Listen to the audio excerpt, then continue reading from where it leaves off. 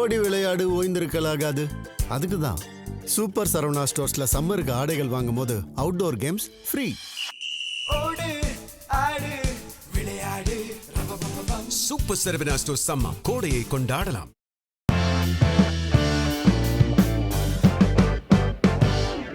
உலகத்துல மிகப்பெரிய சக்தி வாய்ந்த 2 தலைவர்கள், ஒருவர் டொனால்ட் ட்ரம்ப், மற்றொருவர் ஜி ஜின்பிங்.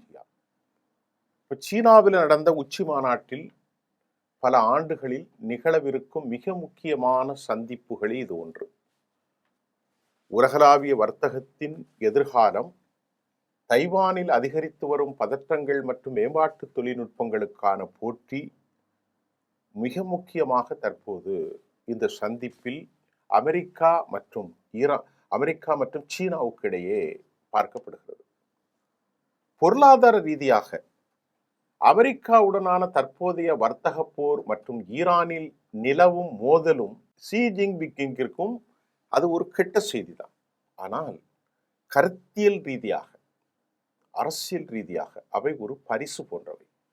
இதுதான் நாம் இப்போ வலுவான நிலையில் இருப்பதாக சீனா உணர்கிறது. ஈரான் குறித்து சீன தலைவர்களுடன் நீண்ட நேரம் பேசப் போவதாக அமெரிக்க அதிபர் டொனால்ட் ட்ரம்ப் தெரிவித்தார். தற்போது 3வது மாதமாக நீடிக்கும் இந்த போரில் அமைதி ஏற்படுத்தும் நாடாக மெதுவாக தலையிட சீனா முயன்று வருகிறது. ஈரானுக்கு எதிரான அமெரிக்க இஸ்ரேல் போரில் பாகிஸ்தானுடன் இணைந்து சீனா ஒரு மத்தியஸ்தராக இப்போது இணைந்துள்ளதாகவும் செய்திகளை நாம் பார்க்கிறோம். அதே நேரம் இந்த மத்தியஸ்தத்தில் அவர்கள் எப்படி செயல்படுவார்கள், இதய சுத்திகரோடு செயல்படுவார்களா என்ற கேள்விக்கு பதில் இல்லை. சீனா மற்றும் பாகிஸ்தான் அதிகாரிகள் போர் நிறுத்தத்தை ஏற்படுவதையும், அதாவது போர் நிறுத்தம் ஏற்படுவதை ஹெர்மூஸ் நீரிணையை மீண்டும் திறப்பதை நோக்கமாக கொண்டுதான் மார்ச் மாதத்தில் ஒரு 5 அம்ச திட்டத்தை முன்வைத்தார்கள். இதற்கு குறிப்பாக திரைமறைவில் சீன அதிகாரிகள் ஈரானிய தரப்பை பேச்சுவார்த்தைக்கு மேசைக்கு வருமாறு மெதுவாக தூண்டி வருகின்றார்கள் என்ற செய்தியும் கூட பிபிசி தற்போது தெரிவித்திருக்கிறது. இந்த போர் முடிவுக்கு வருவதற்கு சீனா ஆர்வமாக உள்ளது என்பதில் எந்த சந்தேகமும் இல்லை என குறிப்பிடுகிற இன்டர்நேஷனல் நியூஸ் ஏஜென்சி, நாட்டினுடைய பொருளாதார மந்தமான வளர்ச்சி, வேலையின்மையோடு ஈரான் போரினால் மிக பாதிப்பை சீனா சந்தித்திருப்பதாகவும், இதன் மூலமாக உயர்ந்து வருகிற எண்ணெய் விலைகள், டெக்ஸ்டைல்ஸ் முதல் பிளாஸ்டிக் வரை பெட்ரோகெமிக்கல் தயாரிக்கப்படும் பொருட்களின் விலையும் கூட தற்போது உயர்ந்துள்ளது. சீனாவில் உள்ள இந்த போரினால் சில உற்பத்தியாளர்களுக்கு உற்பத்தி செலவு, அதாவது மேனுஃபேக்சரிங் காஸ்ட் 20% வரை அதிகரித்துள்ளது. சீனாவிடம் எண்ணெய் இருப்பு உள்ளது. அதே மாதிரி புதுப்பிக்கத்தக்க எரிசக்தி மற்றும் இவி மின்சார கார்களில் சீனா பெற்றுள்ள முன்னிலை எரிபொருள் நெருக்கடியின் மோசமான விளைவுகளிலிருந்து அதை பாதுகாத்துள்ளது. ஆனால் ஏற்றுமதியை நம்பியிருக்கும் சீன பொருளாதாரத்திற்கு இந்த போர் அதிக வலியை ஏற்படுத்தியுள்ளது. அமெரிக்காவுக்கு உதவ சீனா முன்வந்தால் ஒருவேளை அதற்கு பதிலாக அது ஏதேனும் ஒன்றை திரும்ப எதிர்பார்க்கும். கடந்த வாரம் ஈரானுடைய வெளிவிவகாரத்துறை அமைச்சர் சையத் அப்பாஸ் அராக்சி சீனாவுக்கு ஒரு பயணத்தை மேற்கொண்டார். உங்களுக்கு தெரியும், மத்திய கிழக்கில் சீனாவுக்கு எந்த மாதிரியான வலிமையும் செல்வாக்கும் உள்ளது என்பதை காட்டுவதற்காக வடிவமைக்கப்பட்டது போல் இது தோன்றியது. அமெரிக்கா இதனை ரொம்ப கவனமாக உன்னிப்பாக கவனித்தாலும் ஹெர்மூஸ் வழியாக செல்லும் கப்பல்களின் மீது ஈரான் நடத்திய தாக்குதல்களை கண்டிக்கும் புதிய UN பாதுகாப்பு கவுன்சில் தீர்மானத்தை நீங்கள் தடுக்க வேண்டாம் என்று அமெரிக்கா சீனாவிடம் வலியுறுத்த முயன்றதாகவும் செய்திகள் வெளியாகியிருக்கிறது. இதற்கு முன்னதாக ரஷ்யா ஒரு முன்மொழிவை வீட்டோ அதிகாரம் மூலம் தடுத்திருந்ததை உங்களுக்கு ஞாபகம் இருக்கும். ஈரானை நிலையான முறையில் மீண்டும் பேச்சுவார்த்தை மேசைக்கு கொண்டு வர வேண்டுமென்றால் அதில் சீனா ஒரு பங்கு வகிக்கும் என்பதை அமெரிக்கா அங்கீகரிக்கும் என்று சர்வதேச உறவுகளுக்கான மூத்த ஆய்வாளர் ஒருவரும் கூட இந்த செய்தியை அவர் தெளிவாக கூறினார். இதனிடையே அமெரிக்க அதிபர் டொனால்ட் ட்ரம்ப் தன் பங்கிற்கு ஈரானுடன் சீனா கொண்டுள்ள நெருக்கமான உறவை பற்றி கவலைப்படாதது போன்று தோன்றுகிறார். அது ஒரு நடிப்பாக கூட இருக்கலாம். அது ஒரு நடிப்பு தான். ஏன்னா சீனாதான் ஈரானை இயக்குகிறது. ஈரானிய எண்ணெயை கொண்டு சென்றதற்காக சீனாவை சேர்ந்த ஒரு சுத்திகரிப்பு நிலையத்தின் மீது அமெரிக்கா சமீபத்திய தடைகள் ஒன்றல்ல, ஒன்றுக்கு மேற்பட்ட 5 தடை விதித்திருந்தாலும் கடந்த வாரம் அதிபர் இந்த போரின் போது ஈரானுக்கு சீனா அளிக்கும் எந்த ஒரு ஆதரவையும் அவர் குறைத்து மதிப்பிட்டார். அது அப்படித்தான் நடக்கிறது என்று ஒரு அமெரிக்க ஊடகவியலாளர் கூட அவர் சொன்னார். நாமும் அவர்களுக்கு எதிராக சில விஷயங்களை செய்கிறோம் அப்படின்னு வெளிப்படையாகத்தான் அவர் சொல்லியிருந்தார். இந்த நிலையில் தான் அவர் சீனாவுக்கு இப்போது விசிட்டட். இந்த விஷயத்துல சீனாவை ரொம்ப புகழ்ந்தார். உங்களோடு நட்புறவு இருப்பதில் நான் மகிழ்ச்சி அடைகிறேன், உங்களோடு கைகுலுக்குவதிலே நான் மகிழ்ச்சி அடைகிறேன், நீங்க பெரிய அறிவாளி, உங்கள் பொருளாதாரம் எங்களுக்கு தெரியும் என்றெல்லாம் வழக்கம் போல பீலா விடுகிறார். அது அவருக்கான ஒரு வார்த்தை. இந்த நிலையில் தைவான் விவகாரத்தில் ட்ரம்ப் நிர்வாகம் முரண்பட்ட சில சமிச்சைகளை அனுப்பி வருகிறது. இது ரொம்ப முக்கியம். சீனாவுக்கு தைவான் விவகாரம் ரொம்ப ரொம்ப முக்கியம். கடந்த ஆண்டு டிசம்பரில் அமெரிக்கா தைவானோடு $11 பில்லியன் மதிப்பிலான ஆயுத ஒப்பந்தத்தை அறிவித்த போது சீன அரசாங்கத்தை கடும் கோபமடைய செய்தது. இருந்தாலும் கூட சீனா தனது சொந்த நிலப்பகுதி என்ற உரிமை கோடும் தைவானை பாதுகாக்க அமெரிக்கா முன்வருவது பற்றி ட்ரம்ப் தெளிவாக உறுதியை வழங்கவில்லை. பட்டும் படாமலும் தான் அவர் செல்கிறார். ஷி ஜின்பிங் குறித்து பேசிய டொனால்ட் ட்ரம்ப் தைவான் சீனாவின் ஒரு பகுதியாக கருதுகிறார். அவர் என்ன செய்ய போகிறார் என்பது அவருடைய விருப்பம் என்றும் வேறு ஒரு நிலையிலே அவர் சொல்லிட்டார். நாங்கள் தலையிட மாட்டோம் என்றெல்லாம் சொல்லவில்லை. அவர் என்ன செய்ய போகிறார் அப்படி இப்படி என்று அவர் வழக்கம் போல் சொல்வது பொய். அதே போன்று பாதுகாப்பு உத்தரவாதங்களுக்காக அமெரிக்காவிற்கு தைவான் போதுமான விடயங்களை வழங்கவில்லை என்றும் அது நமக்கு எதையும் தருவதில்லை என்றும் அவர் கூறினார்.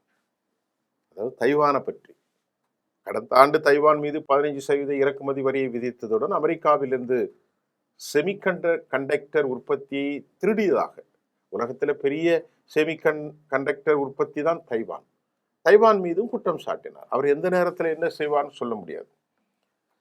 தைவான் விவகாரம் சீனா அமெரிக்கா இடையே ஒரு புதிய பதட்டத்தின் காரணமாக மாறாமல் இருப்பதை உறுதி செய்வதை இலக்காக இருந்தாலும் இந்த பயணத்தின் போது தைவான் குறித்து பேச்சு இடம்பெறும் என்று அமெரிக்க வெளிவிவகாரத்துறை அமைச்சர் மார்க்கோ ரூபியோ கடந்த வாரம் தெரிவித்த நிலையில் தைவானை சுற்றி கிட்டத்தட்ட தினமும் போர் விமானங்கள் மற்றும் கடற்படைகள் கப்பல்களை அனுப்பி சீனா தனது இராணுவ அழுத்தத்தை தைவானின் மீது அதிகரிக்கிறது. தைவான் ஒரு சுதந்திரத்தை தற்போது ஆதரிக்கவில்லை என்பதை அமெரிக்காவின் மிக சமீபத்தில் அறிவிக்கப்பட்ட கொள்கை. அமெரிக்கா தைவான் சுதந்திரத்தை எதிர்க்கிறது என்பது போன்ற வலுவான வாசகங்களை சேர்க்குமாறு சீனா அழுத்தம் கொடுக்க முடியுமா அப்படின்னு ஒரு கேள்வி நமக்கு வரும். தைவான் விவகாரத்தில் விட்டு கொடுப்பது போன்றதொரு ஏதேனும் ஒரு கருத்தை ட்ரம்ப் சொன்னாலும் சீனர்கள் அதை பெரிதாக எடுத்துக்கொள்ள மாட்டார்கள். ஏனெனில் ஒரு வாரம் கழித்து தனது ட்ரூத் சோசியல் பதிவின் மூலம் அவர் அதை மாற்றிக்கொள்ளக்கூடும் என்பது அவர்களுக்கும் நன்றாக தெரியும் என்று குறிப்பிட்டார். ஏன்னா அவர்கள் என்ன வேணாலும் செய்வார்கள். நான் சொன்ன விஷயம் உங்களுக்கு புரிந்து கொண்டதா? இப்பொழுது சீனாவுக்கு வருவார், அதற்கு பிறகு மாற்றிக்கொள்வார் என்பது சீனாவுக்கு நன்கு தெரியும். இதற்கிடையிலே AI செயற்கை நுண்ணறிவின் எதிர்காலத்தை தன்வசமாக்கும் போட்டியில் சீனா கடுமையாக ஈடுபட்டுள்ளது. இந்த AI தொழில்நுட்பம் மனித உருவம் கொண்ட ரோபோக்களில் அது பெரும் அளவிலே பெரிய முதலீட்டை செய்கிறது. இவை ஷி ஜின்பிங் விவரிக்கும் புதிய உற்பத்தி சக்திகளின் ஒரு பகுதி. இதன் மூலம் சீனாவுடைய பொருளாதாரத்தை உலகின் பெரும் சக்தியாக மாற்ற முடியும் என அவர் கருதுகிறார். இருப்பினும் இந்த நாட்டினுடைய உள்நாட்டு தொழில்களை மேம்படுத்துவதற்காக அமெரிக்க தொழில்நுட்பத்தை தந்திரமாக பெறுவது அல்லது நேரடியாக திருடுவதே சீனாவின் அதிகாரப்பூர்வ கொள்கை என்று பல அமெரிக்க கொள்கை வகுப்பாளர்கள் நம்புகிறார்கள். ஏன்னா அவங்க தான் பெரிய ஆப் டெக்னாலஜிஸ். இதன் விளைவாக அமெரிக்க நிறுவனங்களின் எதிர்ப்புகளை மீறி சமீபத்திய மைக்ரோ ப்ராசஸ் இந்த தலைமுறை போன்ற மேம்பட்ட தொழில்நுட்பங்கள் சீனாவுக்கு ஏற்றுமதி செய்வதற்கு அமெரிக்கா கட்டுப்பாடுகள் விதிக்கப்பட்டுள்ளன. பிரபலமான சமூக ஊடக செயலியான டிக்டாக் சீன உரிமம், அதன் செயல்பாடுகள் தொடர்பான சிக்கலான விவகாரத்தில் ஏற்பட்ட வெற்றிகரமான தீர்வு குற்றச்சாட்டுகளும் அமெரிக்க சீன தொழில்நுட்ப உறவுகளில் ஒரு அரிதான மகிழ்ச்சியான முடிவாக இருந்தது. நவீன காலத்தின் புதிய தொழில்நுட்ப கருதப்படக்கூடிய இந்த A1 தொழில்நுட்பங்களை உருவாக்குவதற்கான போட்டியில் இது வெளிப்படுகிறது. அதே மாதிரி டீப்சிக் போன்ற சீன நிறுவனங்கள் அமெரிக்காவினுடைய AI திருடுவதாக அமெரிக்கா முன்வைத்த குற்றச்சாட்டுகள் இப்பொழுது நிலைமை சிக்கலாக்கி இருக்கிறது. அதே போன்று புரூக்கிங்ஸ் நிறுவனத்தின் ஜான் எல் தானுடன் சீன மையத்தைச் சேர்ந்த மா கூறுகையில் AI பணிப்போரின் தொடக்க அத்தியாயம் உருவாகி இருக்கிறது. அமெரிக்கா AI மாடல்களை சீனா தொழில்துறை அளவில் திருடுவதாக அமெரிக்கா குற்றம் சாட்டுகிறது. அதே நேரத்தில் மெட்டா நிறுவனம் சிங்கப்பூரை தளமாக கொண்டு சீனர்களால் தொடங்கப்பட்ட AI ஸ்டார்ட் அப் நிறுவனங்களாக மெனாஸை கையகப்படுத்துவதை தடுக்க சீனா நடவடிக்கை எடுத்து வருகிறது. இந்த போட்டியில் யார் யாருடைய மாடலை நகலெடுக்கிறார்கள் என்பது மட்டுமல்லாமல் அடுத்த தலைமுறை AI உருவாக்கும் திறனை திறமையாளர்களை பற்றியதுமாக என்றார். சீனாவுடைய ரோபாக்கள் சாகச காட்சிகளை அரங்கேற்றவும் குங்ஃபூ அசைகளை செய்யவும் பீஜிங்கில் நடைபெறும் மாரத்தான் ஓட்டத்தின் போது மனிதர்களை விட வேகமான பந்தயத்தில் ஈடுபட ஏற்ற வகையிலான அவைகள் திறன்கள் கொண்டவையாகவும் சீன நிறுவனங்கள் ரோபோக்களை கட்டமைப்பதில் திறமையானவர்களாக தோன்றினாலும் பல நிறுவனங்கள் இன்னும் அவற்றின் மூளைகளுக்கான புரோகிராமிங் பணிகளிலே ஈடுபடுகிறது. மிகச்சிறந்தவற்றை உருவாக்க சீன நிறுவனங்கள் உயர்தர கணனி சிப்கள் தேவைப்படுகின்றன. அவை எல்லாமே அமெரிக்காவில் இருந்தான் வருகிறது. நல்லா புரிந்து கொள்ளுங்கள். இங்குதான் தங்களுக்கு சாதகமான அரிய கனிமங்கள் மீதான பிடியை சீனா வைத்திருக்கு. ஏன்னா அந்த ரேர் கனிமங்கள் சீனால தாங்க இருக்கு. இது அமெரிக்காவில் இல்லை. இது கொடுத்தா தான் வேலைக்கு ஆகும். ட்ரம்ப் வெளிப்படையாகவே இதை விரும்புகிறார். ஸ்மார்ட் போன்கள் முதல் காற்றாலைகள், ஜெட் என்ஜின்கள், அனைத்து தொழில்நுட்பங்களுக்கும் அத்தியாவசியமான 90% அரிய கனிமங்கள் சீனாவில் தான் கிடைக்குது. ஏன்னா இங்கு ஒரு ஒப்பந்தம் ஏற்பட வாய்ப்புள்ளது. அதே போன்று உயர்தர சிப்புகளுக்கு பதிலாக அமெரிக்காவிற்கு சீனா அரிய வகை கனிமங்கள் கிடைக்கலாம். சீனாவின் சொந்த ஹெர்மூஸ் நீரிணை போன்றதுதான் இது. இப்போ ஹெர்மூஸை எப்படி ஈரான் மிரட்டுது, அதே போன்று இந்த அரிய வகை கனிமங்களை அவங்க வச்சிருக்கிறாங்க.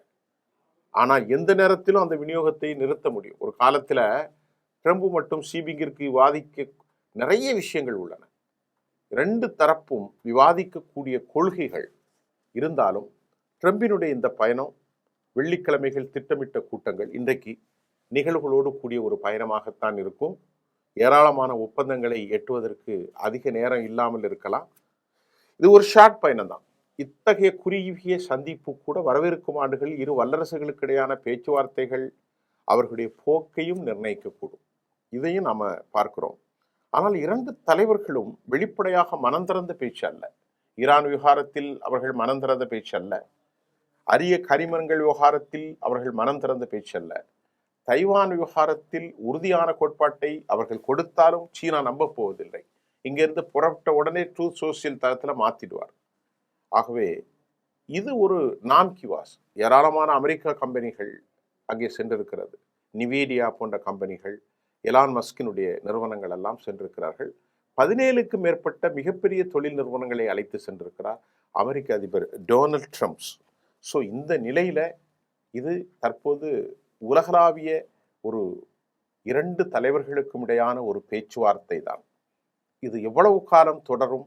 AI தொழில்நுட்பங்களில், அரிய கரிமங்களில், சிப்புகள், இதை அவர்கள் இரண்டு பேரும் பரிணாமித்துக் கொள்வதில் சைன உறவு, ஈரான் உறவு, இதையெல்லாம் ஒன்றும் தீர்வு அல்ல. இது ஒரு ஷார்ட் டைம் தீர்வு.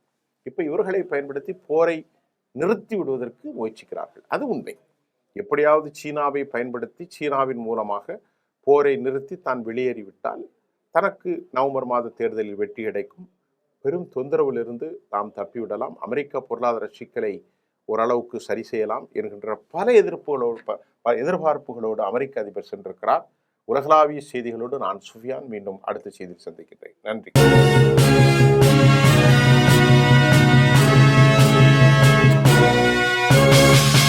ஓடி விளையாடு, ஓய்ந்திருக்கலாகாது. அதுக்கு தான் சூப்பர் சரவணா ஸ்டோர்ஸ்ல சம்மருக்கு ஆடைகள் வாங்கும் போது outdoor games free. Super Saravana stores summer கோடையை கொண்டாடலாம்.